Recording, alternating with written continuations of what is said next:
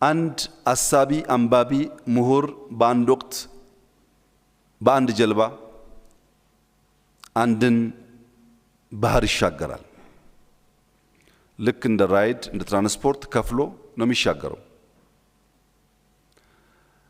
ውሃ እንደምታውቁት ጠጋ ያላችሁ ስትሄዱ ድምጸቱ፣ ቅዝቃዜው፣ አጠቃላይ የባህር ሁኔታ ለአሳቢያን የመመሰጥ እድል ይፈጥራል እና ሰውየው ባህር ላይ በሚያያቸው እንቅስቃሴዎች፣ ወጀቦች፣ የውሃ ፍሰቶች፣ ንፋሶች ተመስጦ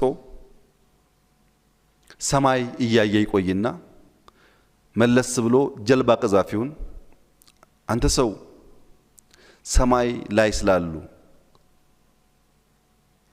እውቀቶች ስለ ከዋክብት፣ ስለ ጨረቃ፣ ስለ ዩኒቨርስ ምን ያክል አንብበሃል፣ ምን ያክል ታውቃለህ ይለዋል። ጀልበኛውም ኧረ ጌታዬ ምንም አላነበብኩ ምንም አላቅም ብሎ ይመልሳል። አይ ሩብ ያህሉን እድሜህን እንዲሁ በከንቱ በልተኸዋላ ይለዋል። ጀልባ ቀዛፊው ዝም ይላል። ትንሽ እየተጓዙ ሲሄዱ በርቀት ተራራ ያያል። ያስብና መለስ ብሎ ለመሆኑ ስለ መሬት፣ በከርሰ ምድር ስላሉ ሀብቶች፣ ስለ እጽዋት ምን ያክል አንብበሃል ይለዋል። መልሶ ጀልባ ቀዛፊው ኧረ ጌታዬ አላነበብኩም ይለዋል። በቃ ሩብ ያህሉን እድሜህን እንዲሁ በከንቱ በልተኸዋላ ይለዋል። አሁንም ትንሽ ከቆዩ በኋላ ውሃውን እያየ ተመስጦ ቀና ይልና እሺ ስለ ውሃስ፣ ስለ ኦሽኖግራፊ ምን ታውቃለህ? በኦሽኑ ስላሉ ሀብቶች ምን ያክል አንብበሃል ይለዋል። ኧረ ጌታዬ እኔ ከመቅዘፍ ውጪ አላነበብኩም ሲለው ሩብ ያህሉን እድሜህን በከንቱ አሳልፈሃላ በልተኸዋላ ይለዋል። 75%ቱን የሰውየውን እድሜ ጀጅመንታል የሆነው ምሁር ወሰደበት እና በሁለቱ መካከል ዝምታ፣ በሁለቱ መካከል ቁዘማ መጣ። ምሁሩም አብዛኛው ህይወቱን በከንቱ ካጠፋ ሰው ጋር ነው የተጓዘ ያለው።